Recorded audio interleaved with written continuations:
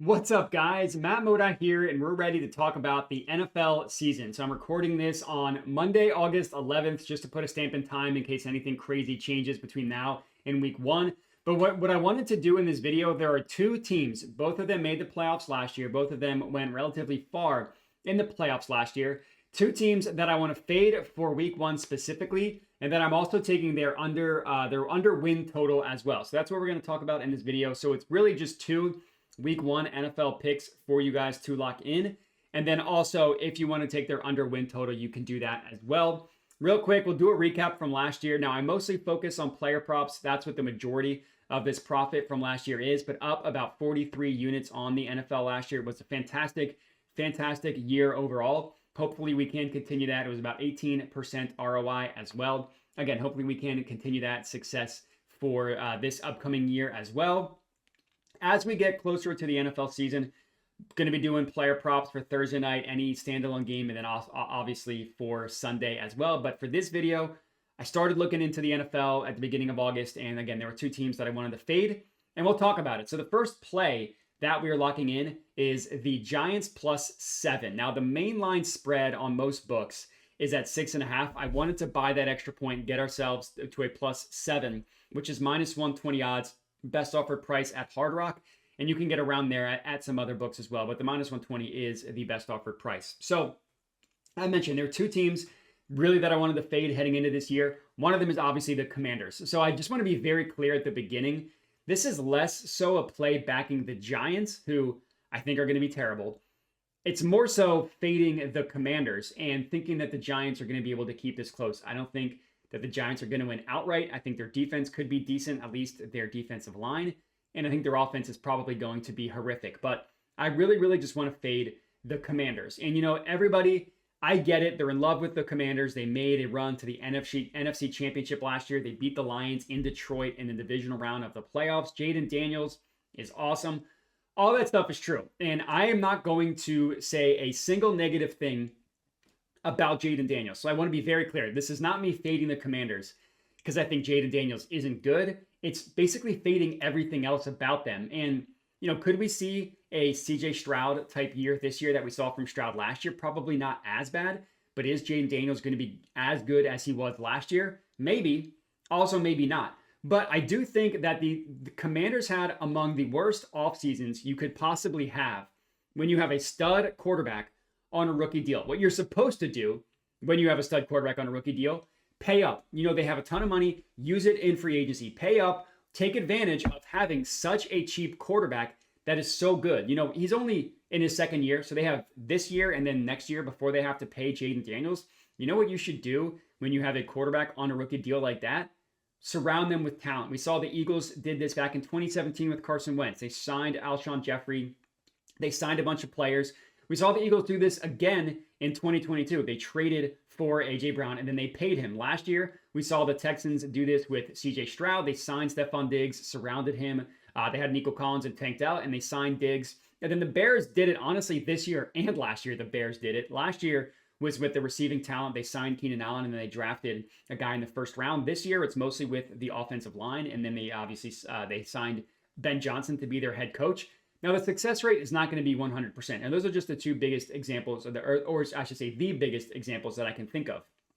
But what the Commanders did was the opposite of that. They didn't sign anybody for big money. They just signed a bunch of old dudes. They have, by far, without almost double, they have the oldest roster in the entire NFL. And oldest meaning players that are 30 years or older. Heading into training camp, they had 30 players, and then they signed Von Miller, who's ancient. Now they have 31 players that are 30 years or older. The next closest team has 19. That's 12 different between them and the next closest team? That's just insane. And you don't see old teams win in the NFL. They had a good year last year, but you can't expect all those old guys to be as good this year as they were last year. And when you look at last year, their offense was very good, but you can kind of pinpoint some numbers to suggest that they are due for some regression.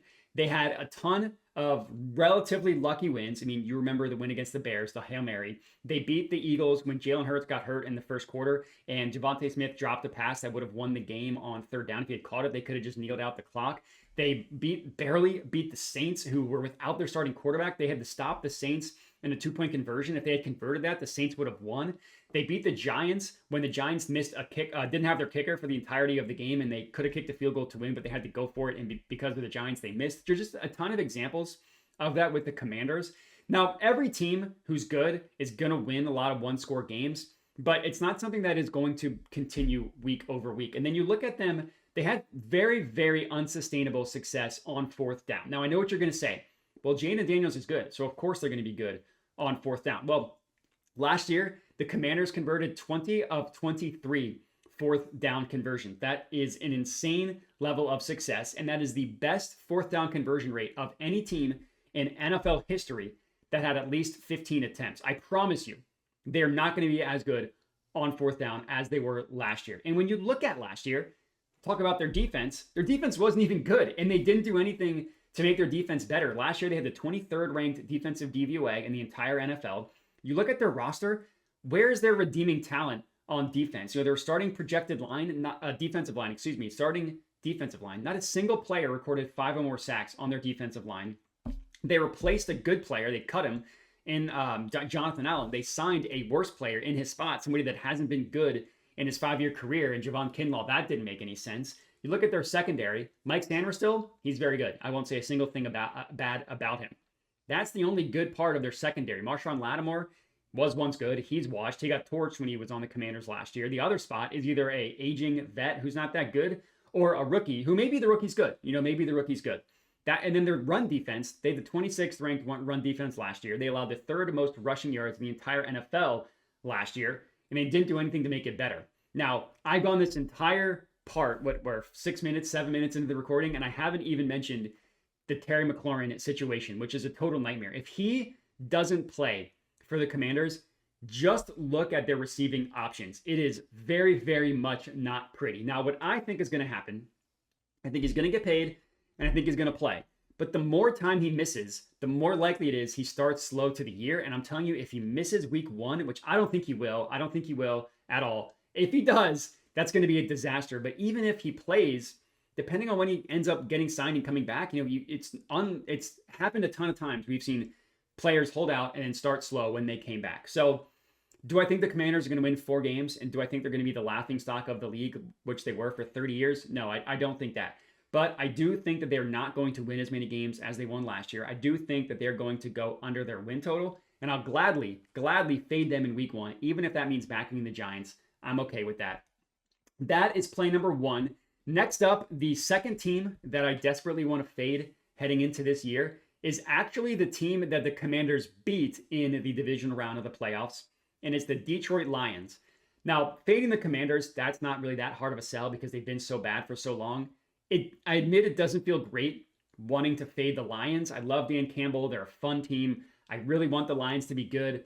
There's just too much change from what we saw on their team last year for me to think that they're going to be as good as they were the previous 2 years. And they have a pretty high win total when you think about it. Now, I think the Lions missed their Super Bowl window. It was last year. It was 2 years ago when they blew the big lead in the NFC Championship. And it was last year, not their fault. Their entire defensive roster was injured. But part of my betting ethos in the NFL, fade teams that lost both of their coordinators. And that's exactly what happened to the Lions. Ben Johnson was their OC, now the head coach of the Bears. Aaron Glenn was their DC, now the head coach of the Jets. And this situation is especially tough for a head coach like Dan Campbell, who's not a schemer, right? It's not like he's Sean McVay, who can lose an offensive coordinator, but that offense is Sean McVay. That's not the case with Dan Campbell. And both the coordinators were basically the head coaches of that unit. Johnson was the head coach of the offense. Glenn was head coach of the defense. They're both gone. They have to replace them with new guys. That's just really, really hard to do. And even if you like the coaches that they replace them with, you can't expect them to just have a totally seamless process going from one to the other, especially when you consider Ben Johnson and how good that offense was. Now, the most obvious rebuttal to the coordinator thing that I just mentioned is actually the Eagles. They lost both of their coordinators after the 2023 season, and then they won the Super Bowl in the 2024 season. The biggest difference in that is the Eagles fired those 2 coordinators for performance reasons. They didn't lose them to head coaching jobs. The better example is the 2023 Eagles, who went to the Super Bowl and lost in 2022. Both of their coordinators were hired to be head coaches. And then the Eagles' 2023 season was a disaster, headlined by just an epic collapse at the end of the year. Now, I don't think the Lions season is going to be a disaster. I don't think they're going to have some sort of epic collapse. But I do think that just like what I'm hearing when people talk about the Lions, is just expecting them to be as good as they were the past 2 years. And I don't think that's going to happen. And part of the reason for the Lions' success was how good their offensive line was. Well, they lost their starting center, Frank Ragnow, who was a huge part of their offensive line and their identity on the offensive line. He retired.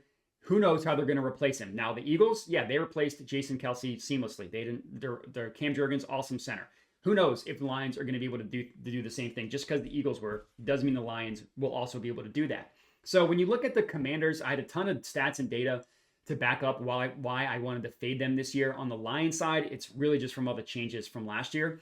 And then I actually really do like the Packers. So the Giant or the first pick was more so a fade of the Commanders. This one is kind of both. I want to fade the Lions. I also want to back the Packers. I think the Packers are going to be very good this year. When you look at last year, they had a pretty pathetic showing against the Eagles in the playoffs. They only scored 10 points. I think they had 3 points heading into the fourth quarter, or at least late in the third quarter.